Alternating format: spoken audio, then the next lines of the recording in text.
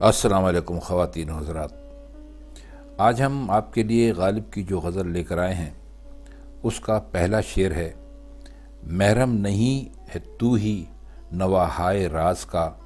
یا ورنہ جو حجاب ہے پردہ ہے ساز کا۔ محرم کا مطلب ہوتا ہے راز رکھنے والا، یا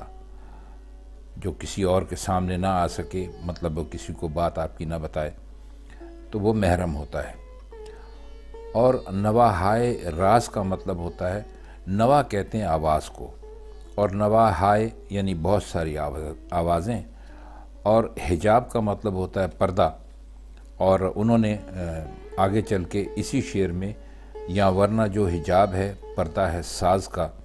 تو 2 مرتبہ استعمال کیا ہے، معنی دونوں کے ایک ہی ہیں۔ ابھی ہم نے آپ کو بتایا کہ نواحائے راز کا مطلب ہے راز کے نغمے، یعنی راز سے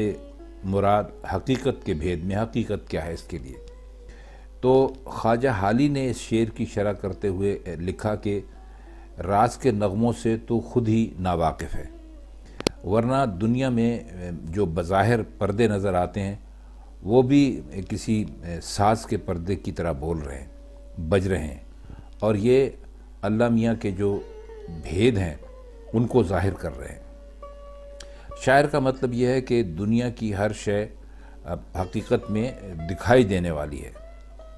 اور ہر چیز اللہ میاں کے بھید بھی ظاہر کر رہی ہے، اور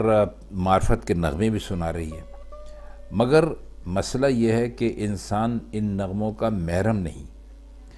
یعنی وہ ہر شے کو حقیقت کا حجاب یعنی چھپا لینے والے پردے سمجھتا ہے۔ وہ تو ساز کے پردے ہیں جن سے نغمے نکلتے ہیں، لیکن ان نغموں کو سننے کے لیے ایسے کان چاہیے جو ٹھیک ٹھیک سننے کی صلاحیت رکھتے ہوں۔ مطلب یہ ہے کہ ہر شخص کو راز پہچان لینے کا ہنر نہیں آتا، مطلب ہے ہر آدمی اتنا نزدیک نہیں ہوتا اللہ میاں سے کہ وہ سارے بھیدوں کو جانتا ہو، ورنہ جو کچھ عام لوگ جانتے ہیں وہ بھی دراصل سارے کا سارا راز ہے۔ اب بس اس میں انہوں نے یہ بتایا ہے کہ اللہ میاں کے جو اسرار ہیں،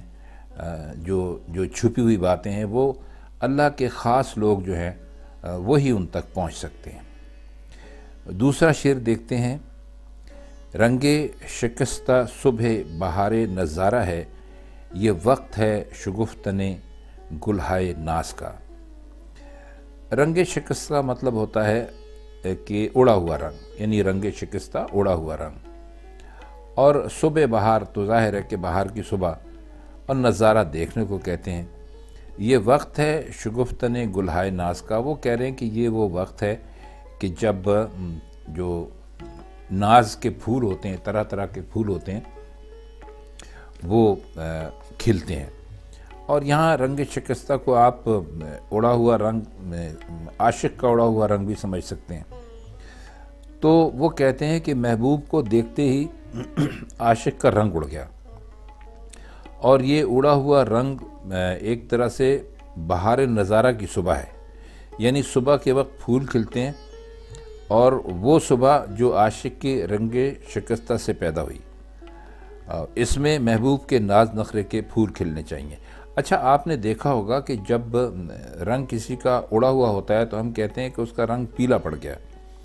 تو اسی طرح انہوں نے اس کو صبح کی پلاہٹ جو ہے، یعنی جو سورج نکلنے سے پہلے، سرخی سے پہلے جو ذرا جو مطلع جس رنگ کا نظر آتا ہے، اس کو غالب نے اس میں استعمال کرنے کی کوشش کی ہے، اور اسی کو انہوں نے رنگ شکستہ کہا ہے، یعنی اڑا ہوا رنگ۔ اور ایک پہلو یہ بھی ہو سکتا ہے کہ محبوب کو دیکھ کر عاشق کا رنگ اڑ جاتا ہے،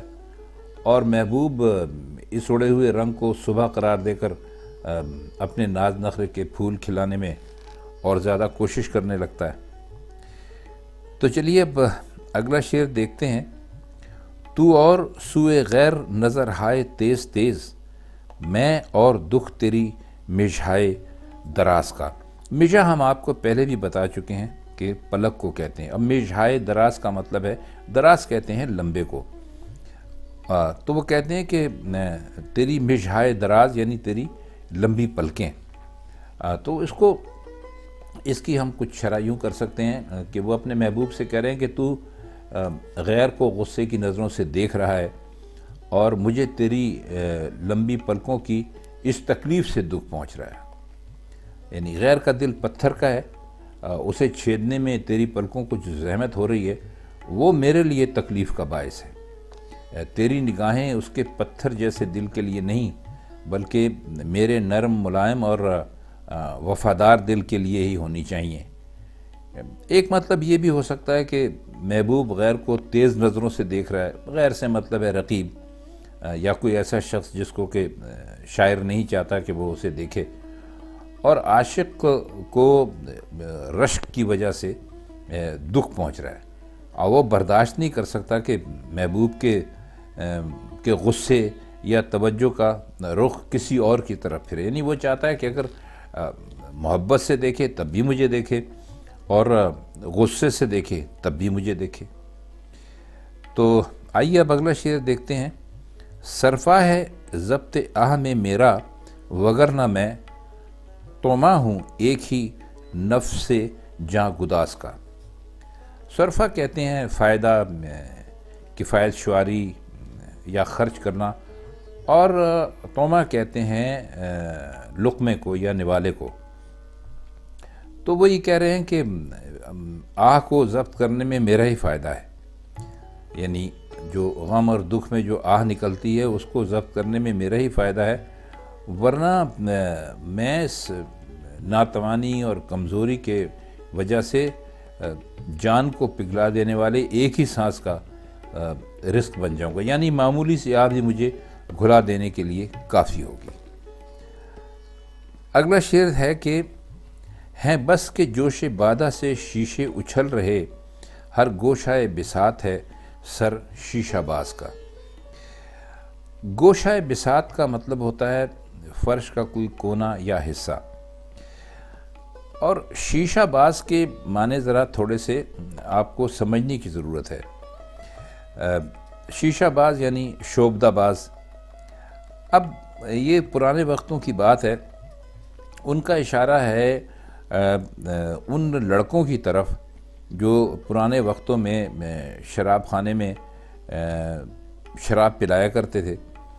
اور اپنے سر پہ رکھ لیتے تھے بھر کے شراب کے جام یا سراہی یا کچھ بھی، اور وہ ساتھ ہی ساتھ ناچتے بھی تھے، رقص بھی کرتے تھے، اور ان حرکات کے باوجود کوئی چیز سر سے نہیں گرتی تھی، اور اگر شیشہ یا سراہی یا جو کچھ بھی سر پر رکھا ہوا ہے وہ گر جائے یا ہل جائے تو اسے ایک خاص طریقے سے اپنے بازو پر سنبھال لیتے تھے اور پھر سر پر پہنچا دیتے تھے۔ تو یہ ہم نے آپ کو بتایا کہ یہ پرانے وقتوں کی باتیں ہیں، جس میں خوبصورت لڑکے ساغر شراب سے بھر کر رقص کرتے ہوئے شراب پینے والے کے پاس جاتے تھے اور پہنچتی اچھال دیتے تھے، پھر خود ہی سنبھال کر شرابی کے سامنے رکھ دیتے تھے۔ تو اب تو شاید ایسا ہوتا نہیں ہے، وہ ایک زمانہ تھا جس میں لوگ شراب خانے میں جا کے شراب پیا کرتے تھے، اور ایک خاص دستور اور ایک طریقہ تھا اس وقت کا، لیکن اب شاید وہ سارا کچھ ہے نہیں۔ لیکن بہرحال انہوں نے اپنے زمانے کی بات کی ہے تو اس زمانے میں یقیناً ایسا ہی ہوتا ہوگا۔ اگلا شعر دیکھتے ہیں۔ کاوش کا دل کرے ہے تقاضا کہ ہے ہنوز، ناخن پہ قرض اس گرہ نیم باز کا۔ کاوش کہتے ہیں کوشش کرنے کو، اور ہنوز کہتے ہیں ابھی یا اب تک، اور نیم باز کا مطلب ہے آدھا کھلا ہوا۔ دیکھیے گرہ کہتے ہیں گانٹھ لگانے کو، اور نیم کہتے ہیں آدھے کو، اور باز کہتے ہیں کھلا ہوا، یعنی ایسی گرہ کہ جو آدھی کھلی ہوئی ہو، یعنی جو پوری کھلی ہوئی نہ ہو بلکہ اس کا کچھ حصہ باقی ہو۔ تو وہ کہتے ہیں کہ دل ابھی تک کاوش کا یعنی کوشش کا تقاضا کر رہا ہے، کیونکہ ناخن پر اس کی آدھ کھلی گرہ کا قرض واجب الادا ہے۔ وہ اصل میں ناخن اور گرہ اس لیے ساتھ کہا ہے کہ آپ جب بھی کوئی گرہ یا گانٹھ کھولتے ہیں تو آپ نے دیکھا ہوگا قرضہ کھولنے میں صرف انگلیوں سے اس کو آپ کو دشواری پیش آ رہی ہو تو آپ اس کے لیے ناخن بھی استعمال کرتے ہیں، بلکہ بعض اوقات تو دانت بھی لوگ استعمال کرتے ہیں، لیکن یہاں انہوں نے چونکہ صرف بات کی ہے ناخن کی، تو ہم بھی ناخن تک ہی رہتے ہیں۔ تو وہ کہتے ہیں کہ دل تو ابھی تک اس کاوش کا تقاضا کر رہا ہے، کوشش کا، کیونکہ ناخن پر اس کی ید کھلی، گرہ کا قرب واجب الادا ہے۔ مطلب یہ ہے کہ میرا دل ابھی تک افسردہ اور پریشان ہے، اور اس گرہ کو کھولنے کی پوری کوشش کی گئی مگر پوری نہ کھلی، اور ناخن پر یہ قرض باقی رہ گیا۔ قرض باقی رہ گیا، یہ مطلب ہے کہ ناخن کا کام تھا کہ اس گرہ کو کھولتا، اور وہ نہیں کھول سکا، تو ایک طرح سے اس کے اوپر یہ قرض ہے۔ تو لیکن میری جو کوشش ہے، کاوش ہے، وہ مسلسل تقاضا کر رہی ہے، اور وہ ختم نہیں ہو رہی ہے، اور جب تک ختم نہیں ہوگی جب تک کہ دل کی گرہ پوری طرح کھل نہ جائے۔ اچھا، اس کا آخری شعر یا مقطع ہے: تاراج کاوش غم ہجراں ہوا اسد، سینہ کہ تھا دفینہ گوہر ہائے راز کا۔ تاراج کہتے ہیں برباد کر دینے کو، ختم کر دینے کو، اور غم ہجراں کہتے ہیں جدائی کے غم کو، اور دفینہ کہتے ہیں جو خزانہ زمین میں دبا ہوا ہو، اور گوہر ہائے جمع ہے گوہر کی، یعنی جو موتی ہوتے ہیں اس کی جمع ہے۔ تو وہ کہہ یہ رہے ہیں کہ اپنے سے مخاطب ہیں کہ اے اسد، میرا سینہ ایسا تھا کہ اس میں راز کے گوہر دفن کیے ہوئے تھے، یعنی اس میں طرح طرح کے راز چھپے ہوئے تھے، لیکن محبوب کی جدائی کے غم نے اس خزانے کو بری طرح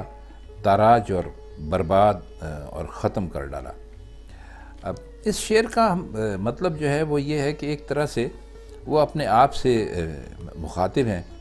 اور وہ یہ کہتے ہیں کہ میں اب اس قدر مجھ پر بے خودی طاری رہتی ہے کہ مجھے کچھ پتہ نہیں ہوتا کہ میں کیا کہہ رہا ہوں۔ کسی کا راز میرے سینے میں ہے تو ایسا نہیں ہے کہ میں اس کو چھپا کر رکھ سکوں، میرے منہ سے کچھ نہ کچھ نکل ہی جاتا ہے، اور یہ سب میرے محبوب کی جدائی کے بعد مجھ پر یہ عالم طاری ہوا ہے کہ میں نے یعنی اس خزانے کو بھی بری طرح تاراج اور برباد کر ڈالا۔ تو ان کے کہنے کا مقصد یہ ہے کہ آپ